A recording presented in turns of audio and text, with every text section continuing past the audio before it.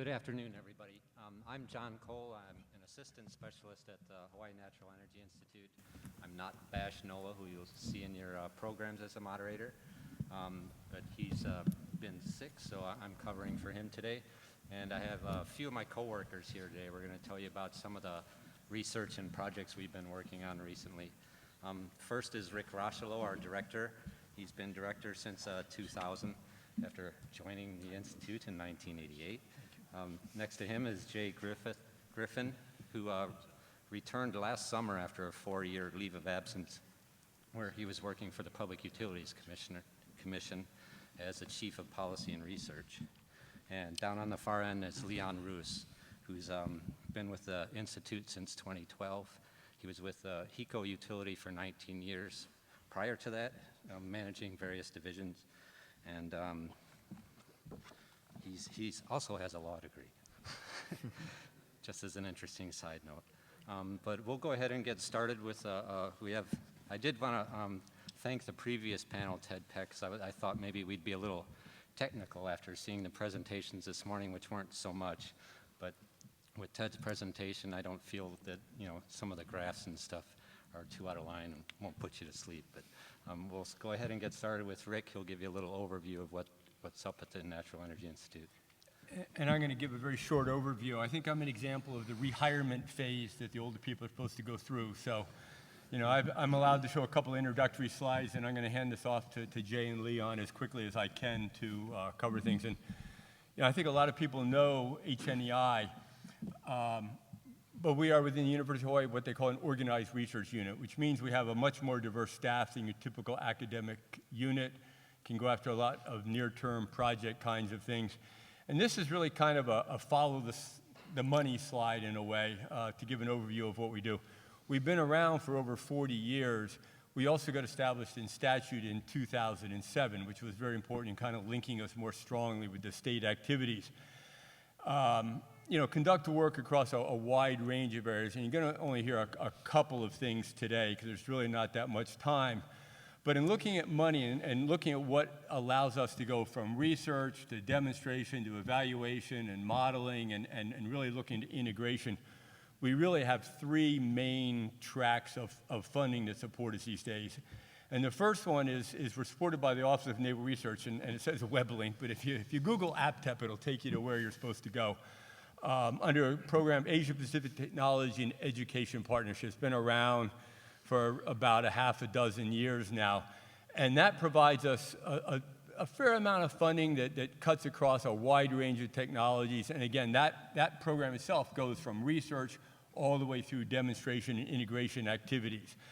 The second, what has become a significant source for us and really opened up new opportunities is a few years ago we got recognized as the organization for alternative energy research through the Applied Research Laboratory at the University of Hawaii.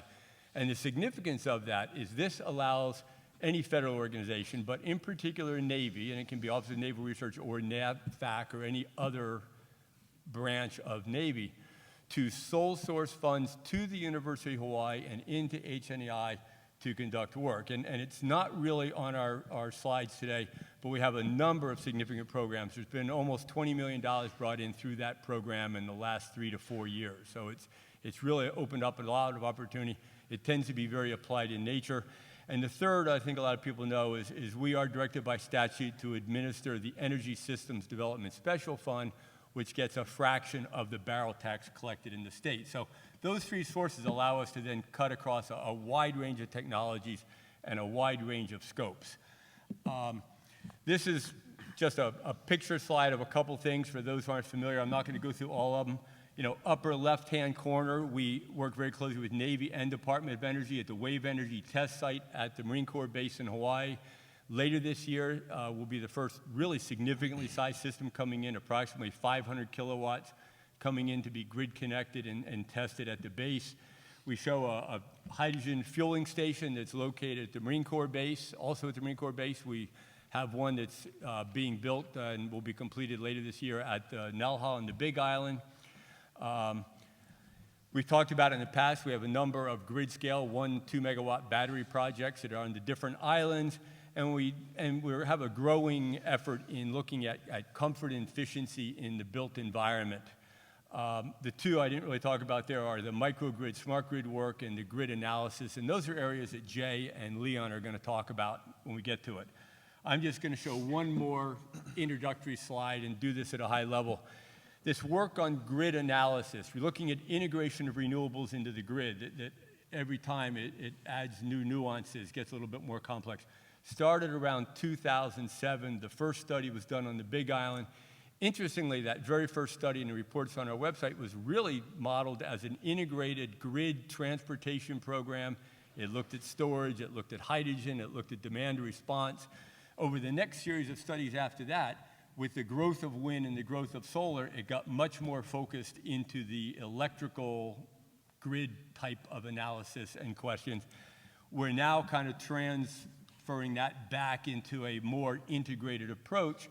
And significantly, we've gone from looking at curtailment and reserves, changes to the more conventional grid operations, to really looking at advanced technologies and focusing on stability and reliability. And this is where I'm going to turn it over to Jay and let him pick it up from there. Thanks, Rick. I'm going to relatively quickly summarize the most recent study work that we've been doing. This is a distributed PV, known as a distributed PV grid stability study.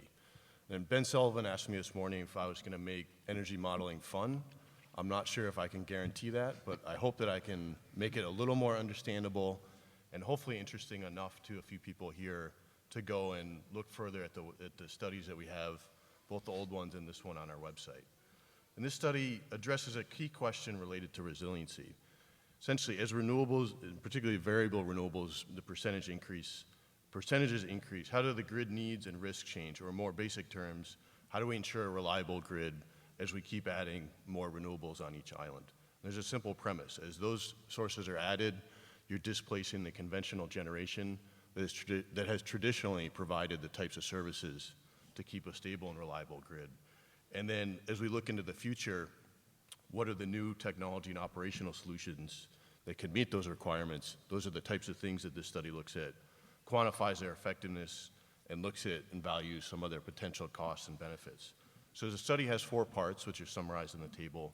The first 2, which have been done, look at what are known as different contingency analyses. So looking at traditionally the loss of a large generator is one type of instability that is a major planning parameter for power systems analysis, and also what's known as loss of load. So if you have a major instability caused by either the loss of a generator or a transmission line, what are the types of measures and how resilient is the grid to those types of events? So that work's been done. I'm going to summarize it very quickly. Area 3 has been known what's a grid strength analysis. This work's under review. And the 4th one looks at grid services requirements, and that work's in progress. And I'll talk a little bit about that shortly. But first, one of the important developments during the course of this study was developing some new methods to analyze grid risk. Traditionally, these kinds of studies use very detailed models to understand and analyze grid stability, and that only allows you to look at a very limited number of hours during the day or during a year and assess worst-case type scenarios for understanding grid stability. So what this study does, and it's summarized, the various steps are summarized with the steps in the middle, but we start with a production cost model, which is shown, a simulation of the power grid with a production cost model.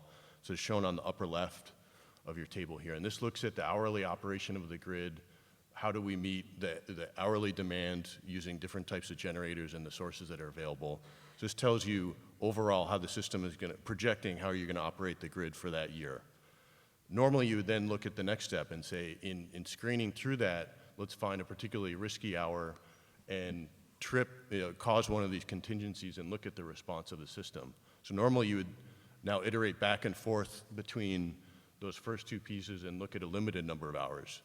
What this study looked at is now, how can we take the information that is generated about grid operations in the first model, create a statistical relationship with trying to estimate the response of the grid.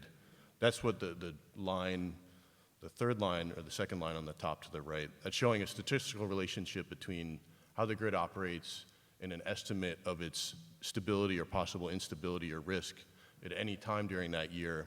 And the last graph shows now if we look over all hours of the year, basically what's the overview or how risky is the grid given a different set of operational characteristics.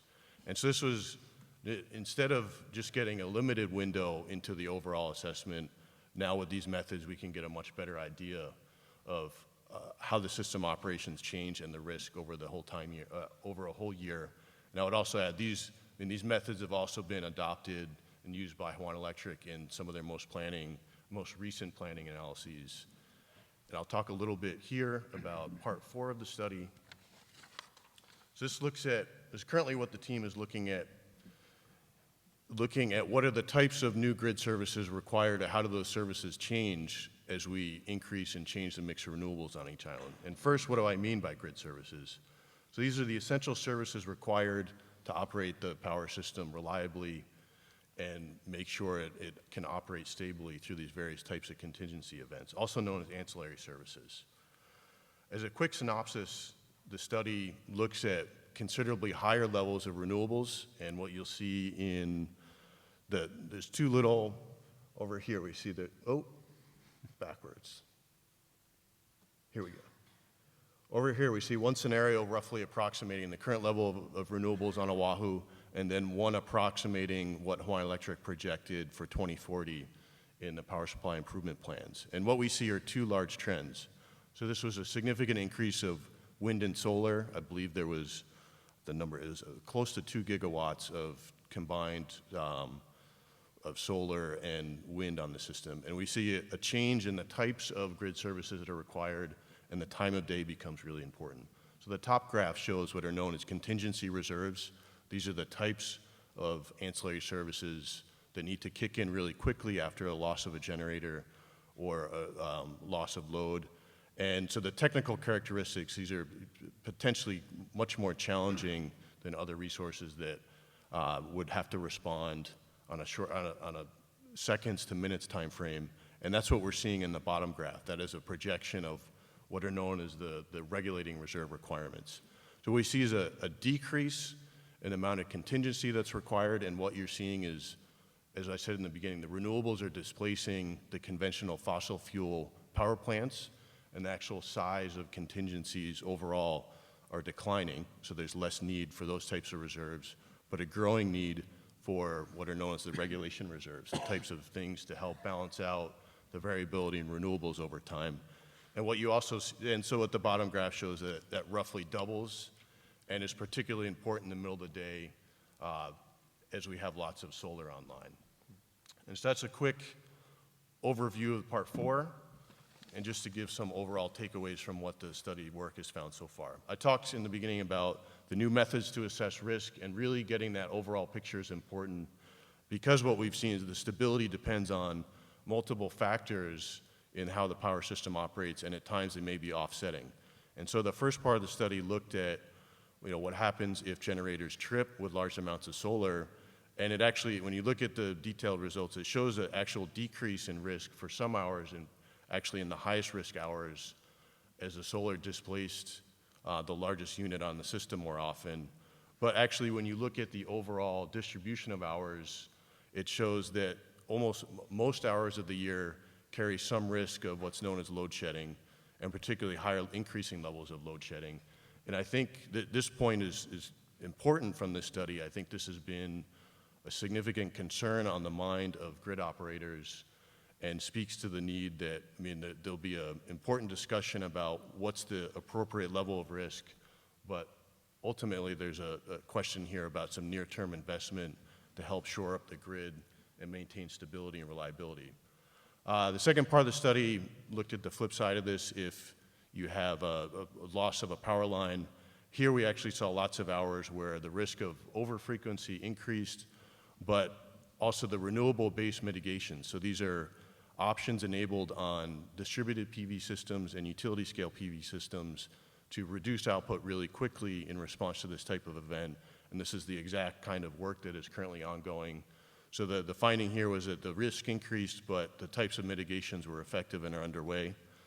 I spoke briefly about the change in needs.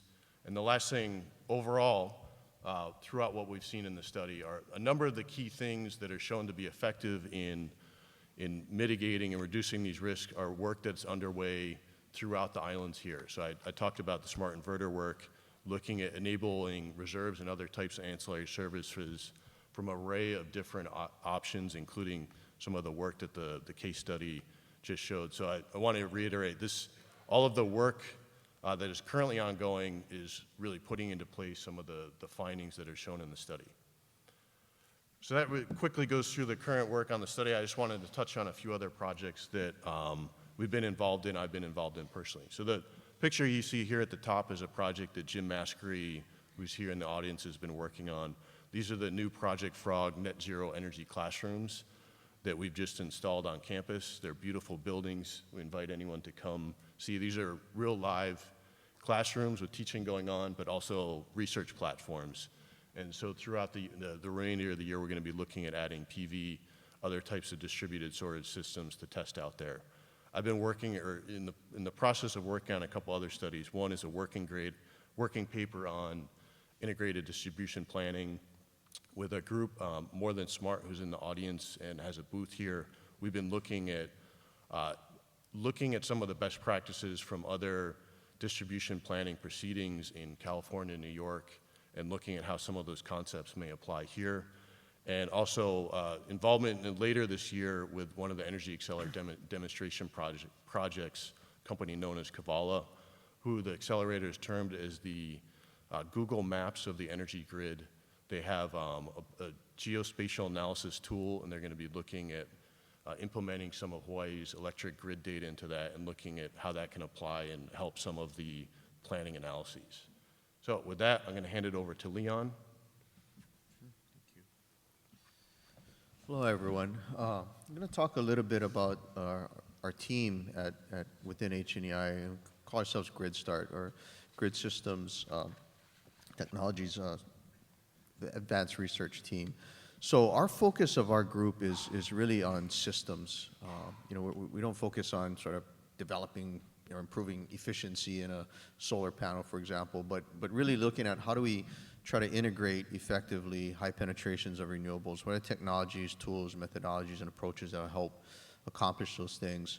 I think we try to stay in a fairly applied space, right? I mean, looking at, there's enough issues right now out there on the grid that are, hurdles and things that we need to kind of focus on now. So we tend to spend our time in those kinds of areas.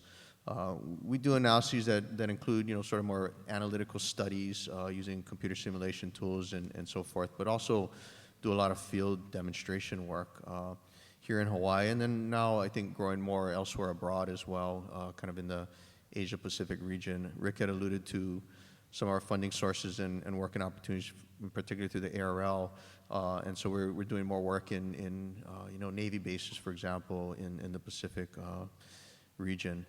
So it's work that, again, is very applied, focused on systems, and trying to focus on the issues about helping to realize these high penetration of renewables on the grid. Some of the areas of our expertise and focus is just, it's listed here, but essentially we, again, kind of have, experience in planning areas, renewables integration, smart grid, microgrids.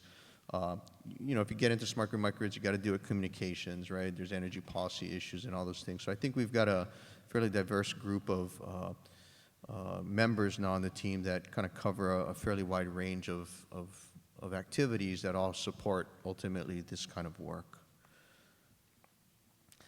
We got a lot of different projects going on. I thought I'd just kind of pick one to talk about today, just so we could dive a little deep and maybe a little deeper and make it more relevant maybe to the discussion going on here, because this is an activity that we have going on in Maui County, and it's the particular island of Molokai. Molokai, as some of you may or may not know, it's interesting from a power grid standpoint in that it's a small island grid, right? Isolated, roughly a little over 5 megawatts.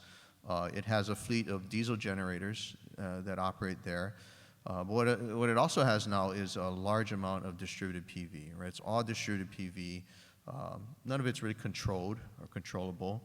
And it's very high penetration. For a grid of that size, it has, over 2.5 megawatts roughly of distributed PV, and there's a lot more that's kind of waiting in the queue to get connected. I think Jay and Rick talked about, these studies, and when you have small grids like this, they are subject to disturbances quite easily, right? If you trip a generating unit on that island, for example, you drive the frequency off very quickly. So that's a significant issue, and I think the grid reliability on Molokai, for example, has been more challenged now with the addition of PV and what that means to grid operations there. So we've been kind of working with the utility, and I think working with the community is a huge part of it to try to bring some things forward that helps move that island forward with the new future. I think we're excited by the utility now setting a very aggressive, but I think a great goal to try to turn that island to 100% renewable, in the next few years by 2020. And so, we're hoping to contribute toward that effort and that mean by doing different technology activities there. So one of the activities that's been going on for quite some time in close partnership with the utility is to put in a battery energy storage system on Molokai. That photo you see there is the actual battery system. It's installed on the island. It's been commissioned. We're working right now on developing and getting the control system completed and installed, and hopefully go full operational later this year. It's a battery system that has been deployed on some of the other islands here by HNEI. HNEI has sort of 3 battery projects using the same technology, but using it in different applications. In the specific application of Molokai, again, Molokai is a grid that, again, it's a small grid. You got diesel generators. The size of the diesel generators there, you got generators that are 2 megawatts. If you trip that generator, it's a huge sudden mismatch in generation and load. When you combine that with the fact that you got a lot of distributed PV, some of that PV doesn't really ride through that disruptive event good. What that does is put incredible strain on the grid, and it requires something else on that system to respond very quickly to counteract that. That's really the intent of this battery here, is to kind of help deal with these dramatic, significant contingency events, and they can be both what we call under-frequency events, where you lose generation suddenly and you have a lot more load than generation, or they could be over-frequency events where you suddenly lose load, a feeder on the island. There's only 5 distribution circuits really on that island, so you trip one circuit, there's a big mismatch again. One of the challenges with this battery, again, the technology's been utilized, and we've been testing it on the Big Island, for example, very successfully at doing frequency regulation. This will be, again, a different application. Try to cover these big, significant transient events that can really lead to quite dire consequence, including an entire grid blackout if you can't catch these events. Again, a very interesting activity. The challenge here is designing controls for this battery that are fast enough. I mean, batteries can move fast, but the dynamics of a small grid like this are extremely fast. So, again, I think it's going to be a great project. I think it's going to dramatically help the Molokai grid when we get this thing up and running with the reliability and dealing with, the addition of the renewables, helping to integrate that more effectively. One of the other things we've been doing, and this is again leveraging off of, I think, some experience and capabilities we have, is developing out grid modeling capabilities. So for the island of Molokai, for example, we have the resources and tools and I think the skill sets to do production cost analysis that, for example, I think Jay was talking about what that work could be. We've also built out a very detailed power flow model of that system, and so we're able to do, I think, detailed analytics, right? Look at very high penetration of distributed PV scenarios, for example, and how does that impact operations down the feeder length, for example, right? Things like that. And then as we begin to do those kinds of analyses, we can understand some of the pain points better and again help to identify solutions towards that. So again, talking with the utility, trying to work out how do we work with them in leveraging these tools and capabilities, again, to the benefit of the community ultimately in Molokai. Another technology activity that has been ongoing now for quite some time with one of our researchers is developing what I characterize as a very high resolution solar forecasting methodology. It utilizes, I think, forecasting techniques that are sort of in the market today, kind of using weather prediction models, crunching of large volumes of weather-related data, and then also using satellite-type data and information. But really, I think that the new piece in this that I think he's doing a great job developing is integrating now within this realm of forecasting, bringing in cameras, right? Basically, an eye to the sky, if you will, and putting an array of those cameras up so that you can get images and pictures from multiple angles, which helps you sort of, if you could imagine, triangulate locations, heights, depths of clouds, as well as obviously the cloud movement. Bringing all this data together, ultimately the intent would be to develop forecasts that can really help you, in simple terms, identify these dramatic events that can occur on the grid in very real and near time, right? So is there a big ramp that's going to happen that you can have a pretty high confidence level that you've got that right? You really reduce your error in that forecast and see that coming. If you can see that coming, it really enables you to do things much more efficiently and effectively, again, both economically and more reliably to manage grid operations with high levels of renewables. The other thing with the camera-based system, I think that's sort of unique and interesting, is it allows you to not only update those forecasts very often, like you can update them, in matters of minutes, right, and get really good forecasts looking ahead, but you can also get them down spatially very tight. Whereas these forecasts that are just using, these larger weather models and things, their footprint of the forecast is a wide area. You get down to a grid like Molokai where you have 5 feeders, you may need forecasts that are much more refined, right? Because each feeder might be 20, 30% of the grid, right? So using these kinds of tools, we hope will help advance the capability of grid operations with high penetrations of renewable energy. Another project that we've been in pretty deep discussion with the utility and hopefully we move forward and actually get this done this year would be to put what I would kind of characterize as a safety valve resistor. Basically, it's a load bank, right? You put a load on the grid that you can utilize at times to deal with moments where you may have excess energy, for example, from distributed PV, that you otherwise can't control at each of those individual sources, right? Because you got to put in communication systems and a lot of things. So it's a way to kind of deal with this oversupply issue in a bulk sense. Right, so for what these graphs here show is the graph on the left side is kind of the situation today where you have roughly 2 megawatts of distributed PV, and when you back down all of your diesel generation, right, you can see that you can kind of basically take all of the energy, right? You're not at a point, although you're getting very close, where you have times where you can't take all that energy, which right now would be a problem because they have no real means to curtail that distributed PV, right? It's uncontrollable. If you were to add another megawatt on, which is the graph on the right, you see some of those blue spikes now begin to go below that minimum generation level, right? That's a problem, right? You can't operate the grid. You got to maintain a balance between generation and load. That's an example where you couldn't.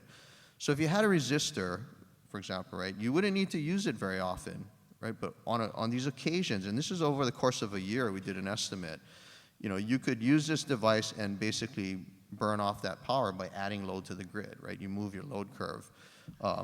It's a very effective way to maybe open up the queue to bring in another tranche of renewables, and I think in a very cost-effective way, right? You can put batteries in, but you think about it in this case, right? If you're trying to clip just those blue tips of the battery, that's not high utilization and probably at greater cost. So we want to bring this kind of resource into the mix. That's one application. I think there's other operational applications for this kind of device in the grid long term. It becomes another piece in the puzzle of all the tools you need to integrate to realize this kind of vision of 100% renewable future for a grid like Molokai. So again, trying to do our pieces on that, pull it together, work closely with the utility, work with the community, and bring about real solutions. And that's it. Okay, thanks a lot, guys. I have a couple of questions I want to ask, and then we got at least one from the audience. But I wanted to key off a little bit of today's keynote by Gil Penalosa, and he talked about making alliances and broad alliances. And I know what we do is on a different scale, but I know it depends an awful lot on alliances and partnerships. We have people that do direct research, but most of what I'm involved in and that I know the HNEI is involved in deals with partnerships and, working with other groups to, do all the demonstrations and analyses that we do. So I just wanted to touch base with Rick and the others if they want to respond about, I know Rick has been very good at building partnerships and alliances and getting funding and stuff. If there is anything else out there that he's looking at, and if the change in the federal, environment is going to change our focus or the way we approach things much. I'll answer the last one first. I think HNEI is at least for the foreseeable future relatively fortunate in that, and it hasn't necessarily been intentional, but because of the alignment of the Hawaii goals and the alignment of the goals that have come out of Navy and the previous Secretary of Navy in particular, and a lot of that was driven towards installation of renewables and increasing net penetration at bases, but it's rolling over into just the same issues Hawaii's addressing now. How do you develop resiliency, reliability, stability across these systems? So, we've been fortunate. There's been a little bit of a shift in where our resources come from. So at least, until things kind of settle out in Washington, we're at least relatively stable, no pun intended, in terms of going forward. I think this alignment of Navy and state goals and utility involvement has also, in a way fortuitous, we've also worked at it, has allowed us to build partnerships and relationships that cut across organizations that may or may not usually work together. We work very closely with various industry providers. We work with the utility companies on essentially all the islands. You do a little more at KIUC. We have at times, not right now. The Navy is, and as some of you know, there's a memorandum of agreement or understanding signed between Navy and the state of Hawaii last year, so there's some integration in those aspects. So given the applied nature of what we do, we've been fortunate to develop these, but they're absolutely critical to what we do. And, the projects we're doing are, doing some research, doing some studies, but ultimately it's getting them out in the field, demonstrating that they work. The resistors, the grid scale batteries are examples of that. Without the partnerships, both industrial and utility, you wouldn't get the data that really allows you to confirm those behaviors, the information you need, and to use those then to continue to improve and look forward. So it's been very big to what we do, and hopefully we'll continue, and we look forward to partnering with multiple groups. Okay. Anybody else? Well, I'll just add a comment. Yeah, I was sitting here as you asked that question thinking, God, do I have a project in which I don't have partners and collaborate? And the answer is no. So, partnerships, collaborations, they're fundamentally essential. They really make it possible. I think a great example of it is here on Maui with the project that's been going on for years, with Jump Smart Maui, with the Japanese. So it's not just even partnerships locally or nationally, but it's internationally, right? I think that's strategically for Hawaii. We're in a great place. We're in the middle of the Pacific. We're kind of that bridge on an international between Asia and continental U.S. So wonderful opportunities, and we need to keep fostering those and growing those to our benefit. Okay, thanks. I'll just add, Jay. You we're can finish always up. looking to continue and expand on those also. So part of the reason. Yeah, we met people today that I think would be very interesting, but please feel free to approach us either here at the conference or visit our website, give us an email or a telephone call. We're about out of time, so I'm going to end it there, but thanks a lot for your attention today.